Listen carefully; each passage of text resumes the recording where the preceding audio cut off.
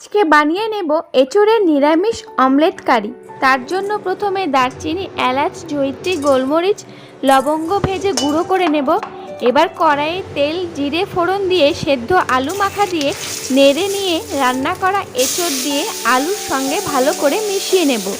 তারপর গুঁড়ো করা গরম মশলা মিশিয়ে নামিয়ে নেব।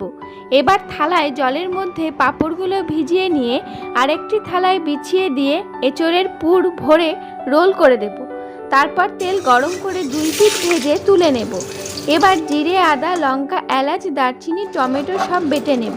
তারপর ফোড়নে জিরে, লঙ্কা দিয়ে মশলাটা দেব। স্বাদমতো লবণ, হলুদ দিয়ে কষিয়ে নিয়ে জল দেব। ফুটে উঠলে চিনি দিয়ে অমলেটগুলো ছেড়ে দেব।